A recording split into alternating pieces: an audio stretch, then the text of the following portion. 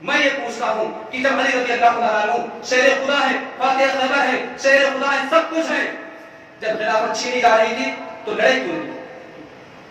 جب خلافت چھینی جا رہی تھی تو لڑے کیوں نہیں تھے؟ جنگ کیوں نہیں کی؟ آئیے میں آپ کو بتاتا چلوں کہ علی رضی اللہ تعالیٰ عنہ کتنے بڑے طاقتور تھے۔ میں اپنی کسی کتاب کا حوالہ نہیں، اٹھائیے ملا نعمت اللہ الجزائری کی کتاب الانوار النعمانیہ، ملا نعمت اللہ الجزائری کی کتاب الانوار النعمانیہ کے اندر لکھا ہے کہ حضرت علی رضی اللہ تعالیٰ عنہ اتنے زیادہ طاقتور تھے، اتنے بڑے قوی تھے، اتنے پاورفل تھے کہ جب خیبر کے دن انہوں نے مرحبی یہودی کے سر پر تلوار ماری تو وہ تلوار ان کے پورے جسم کو چیرتی ہوئی ان کے پیر سے نیچے نکل گئی، اور یہی نہیں، پیر کو کاٹتی ہوئی تلوار نے پہلی زمین کو بھی کاٹ دیا، دوسری زمین کو بھی کاٹ دیا، تیسری زمین کو بھی کاٹ دیا۔ اس طرح سے اس تلوار نے، علی رضی اللہ تعالیٰ عنہ کی تلوار نے ساتوں زمینوں کا سینہ چاک کر دیا۔ اللہ رب العالمین گھبرا گیا، اللہ رب العالمین نے کہا جبرائیل جلدی جاؤ، علی غصے میں ہے، جاؤ۔ علی رضی اللہ تعالیٰ عنہ بہت زیادہ ناراض ہو گئے ہیں، اللہ العالمین نے فرمایا جبرائیل جلدی سے جاؤ، علی بہت زیادہ ناراض ہے، بہت غصے میں ہے، اس نے ساتوں زمینوں کا سینہ چاک کر دیا ہے۔ اگر علی کی تلوار بیل کے اس سینگ پر لگ گئی جس سینگ پر بیل نے پوری زمین کو اٹھا رکھا ہے تو یہ پوری زمین شک ہو جائے گی، میرا نبی بھی اس کے اندر غرق ہو جائے گا۔ جبریل امین دوڑتے بھی آئے، بھاگتے بھی آئے، اور انہوں نے اپنا پر حضرت علی رضی اللہ تعالیٰ عنہ کی تلوار کے نیچے رکھی، آدھا پر نکل گیا۔ میرے بھائیوں، یہ بات ہماری کتاب میں نہیں ہے، یہ کسی اہل حدیث، کسی سنی کتاب کے اندر نہیں لکھا ہے۔ اس بات کو لکھنے والے شیعہ مورخ ہیں کہ علی رضی اللہ تعالیٰ عنہ اس قدر طاقتور تھے۔ چلو ہم مانتے ہیں کہ علی رضی اللہ تعالیٰ عنہ اس قدر طاقتور تھے، اتنے پاورفل آدمی تھے۔ میں یہ پوچھتا ہوں کہ جب ابو بکر صدیق رضی اللہ تعالیٰ عنہ، عمر فاروق رضی اللہ تعالیٰ عنہ، اور اسی طرح سے عثمان غنی رضی اللہ تعالیٰ عنہ نے جب خلافت چھینی تھی تو علی رضی اللہ تعالیٰ عنہ نے ان سے جنگ کیوں نہیں؟ علی رضی اللہ تعالیٰ عنہ ان سے لڑے کیوں نہیں جب اتنے پاورفل تھے؟ اور یہی نہیں، محسن کاشانی، شیعہ مورخ محسن کاشانی نے اپنی کتاب کے اندر لکھا اذا زلزلت الارض زلزالها کی تفسیر میں کہ ایک مرتبہ ابو بکر صدیق رضی اللہ تعالیٰ عنہ نے حضرت علی رضی اللہ تعالیٰ عنہ کے خلاف مزاج باتیں ہیں۔ علی رضی اللہ تعالیٰ عنہ ناراض ہو گئے، انہوں نے اپنا پیر زمین پر مارا، زمین میں زلزلہ طاری ہو گیا، زمین ہلنے لگی، زمین کپکپانے لگی، اور اتنی زور سے کپکپانے لگی کہ مدینہ کی ساری دیواریں گرنے لگی۔ ابو بکر صدیق رضی اللہ تعالیٰ عنہ ڈر گئے، انہوں نے جا کر کے عمر سے کہا عمر جلدی کرو، علی غصے میں ہے، علی ناراض ہو گیا ہے۔ عمر رضی اللہ تعالیٰ عنہ اٹھا کر کے آئے، کہا علی ہمیں معاف کر دو، ان سے غلطی ہو گئی ہے۔ علی رضی اللہ تعالیٰ عنہ نے اپنے پیر کو دوبارہ زمین پر مارا، زمین رک گئی۔ اذا زلزلت الارض زلزالها، میں مانتا ہوں، ہم یہ مانتے ہیں کہ علی رضی اللہ تعالیٰ عنہ اتنے طاقتور تھے کہ زمین پر پیر مارنے سے زمین میں زلزلہ طاری ہو گیا، ہم یہ مانتے ہیں۔ اب میرے اس سوال کا جواب دو کہ جب ان سے خلافت چھینی جا رہی تھی، ابو بکر صدیق رضی اللہ تعالیٰ عنہ نے ان سے خلافت چھینی تھی، تو لڑائی کیوں نہیں؟ تذکرہ حسین کا کرتے ہو، تذکرہ حسین کا کرتے ہو، گالیاں ابو بکر عمر اور عثمان رضی اللہ تعالیٰ عنہ کو دیتے ہو۔ میرے بھائیوں بزرگوں، معاملہ اس کے برعکس ہے، معاملہ اس کے الٹا ہے۔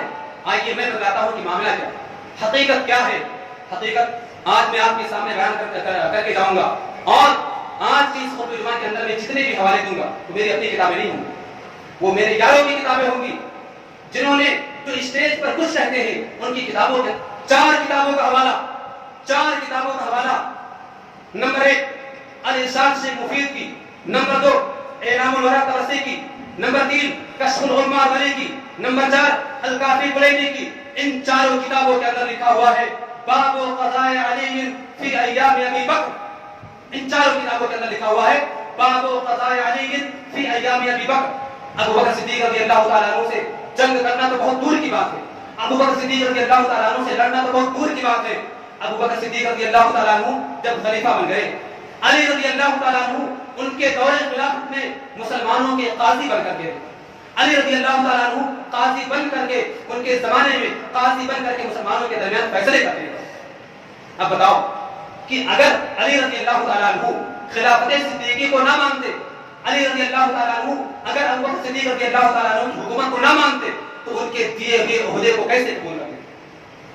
اس بات کو لکھنے والا کوئی اہل حدیث عالم نہیں ہے، اس بات کو لکھنے والا کوئی سلفی عالم نہیں ہے، اس کتاب کو لکھنے والے یہی شیعہ مورخ، चार मौलवियों ने एक साथ इस बात को लिखा है। बाब वक़ज़ाए अली फी अय्याम अबी बकर, अबू बकर सिद्दीक रज़ियल्लाहु तआला अन्हु के ज़माने में अली रज़ियल्लाहु तआला अन्हु काज़ी बन गए थे, मुसलमानों के दरमियान फैसले करते थे। मेरे भाइयों, अगर बात करनी है तो दलाइल से करो, बात करनी है तो प्रूफ लाओ। सिर्फ यूट्यूब पर खड़े होकर के जज्बाती तकरीरें करने से कुछ नहीं होता है, अवाम को बेवकूफ बनाने से कुछ नहीं होता है। बात करनी है दलील लेकर आओ। हमारा वही शियार है जो हमारे नबी का था, हातू बुरहानकुम इन कुंतुम सादिकीन, अगर तुम अपनी बात में सच्चे हो दलाइल पेश करो, दलील लेकर के आओ। बात करनी है तो दलील से करो। इस तरह से बात नहीं होती है कि जज्बाती तकरीरें कर करके अवाम को बर्खास्त कर दिया जाए, अवाम को बेवकूफ बना दिया जाए, ये बात नहीं होती। बात करनी है दलाइल से करो। आज सिर्फ और सिर्फ शिया मौलवियों की किताबों से हवाले दिए जाएंगे, गालियां अबू बकर सिद्दीक को दी जाती है, तस्करा हुसैन का करते हैं जिनको सन 61 हिजरी के अंदर शहीद किया गया, गालियां उनको देते हैं जो सन 13 हिजरी के अंदर दुनिया से चले गए।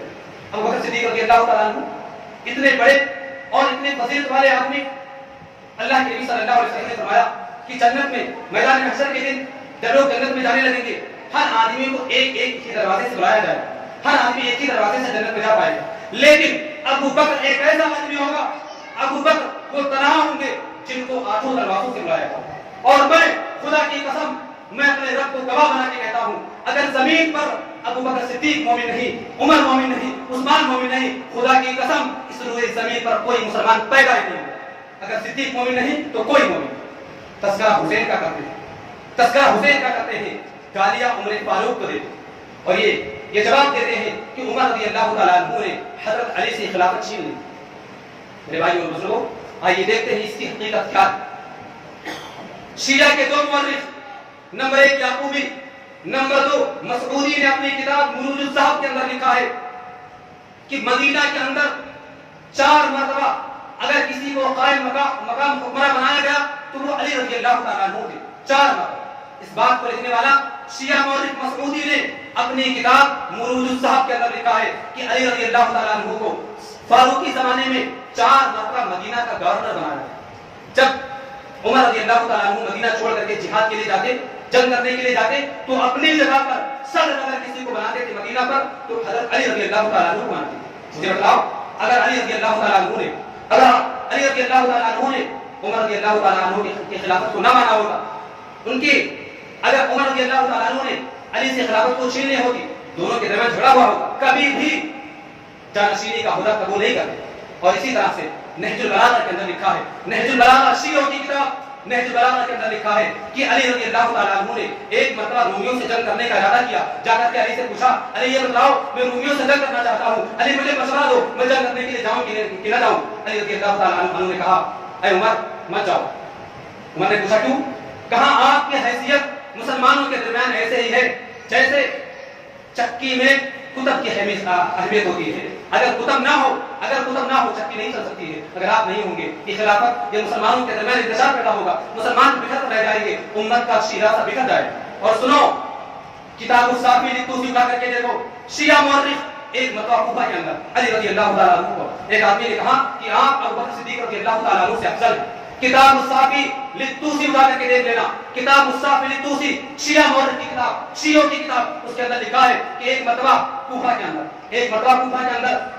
एक आदमी ने अली से कहा कि आप अबू बकर सिद्दीक रज़ियल्लाहु तआला अन्हु से अफजल हैं, उनसे अच्छे हैं। अली रज़ियल्लाहु तआला अन्हु नाराज हो गए। उन्होंने कूफा के अंदर तमाम लोगों को जमा किया, मिंबर बनवाया, उस पर खड़े होकर के अली रज़ियल्लाहु तआला अन्हु ने अलग ऐलान ये कहा था, खैरुल खलाइकी बाद नबीयिल्लाहि अबू बकर सुम्मा उमर। इस रूए ज़मीन पर नबी के बाद अगर किसी का दर्जा है तो वो अबू बकर का है, उसके बाद उमर रज़ियल्लाहु तआला अन्हु का है, इसके बाद हज़रत अली ने फरमाया कि याद रखो, आज के बाद से अगर मैंने किसी को ये सुना मैं अबू बकर से अफजल हूं तो मैं उसे तोहमत के इल्जाम में 80 कोड़े लगाऊंगा। ये हवाला, ये बात मेरी किताब में नहीं है कि जो मैं अपनी किताब के हवाले आपको दे रहा हूं, ये शियों की किताब साफी लितूसी के अंदर लिखा है। तस्करा हुसैन का करते हैं, गाली उस्मान रज़ियल्लाहु तआला अन्हु को देते। उठाओ किताब मुरूजुल ज़हब मसऊदी की, उसके अंदर उस शिया मुअर्रिख ने लिखा है कि जब हज़रत हुसैन रज़ियल्लाहु तआला अन्हु को घेर दिया गया, हुसैन को लोग मारने के लिए आए, अली रज़ियल्लाहु तआला अन्हु को पता चला, अली रज़ियल्लाहु तआला अन्हु ने अपने दोनों बेटों को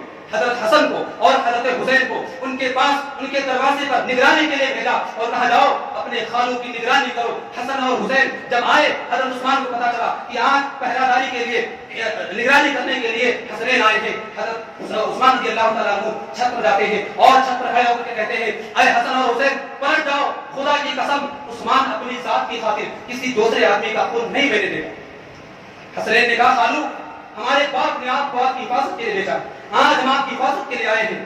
عثمان نے کہا تم کو خدا کا واسطہ ہے یہاں سے چلے جاؤ. میرے بھائیوں بتلاؤ اگر عثمان رضی اللہ تعالیٰ عنہ نے اپنی خلافت چھین لی ہوتی, عثمان رضی اللہ تعالیٰ عنہ نے علی سے خلافت چھینی ہوتی تو علی رضی اللہ تعالیٰ عنہ ان کی حفاظت کے لیے اپنے دونوں بیٹوں کو ان کے دروازے پر کیوں بھیجتے؟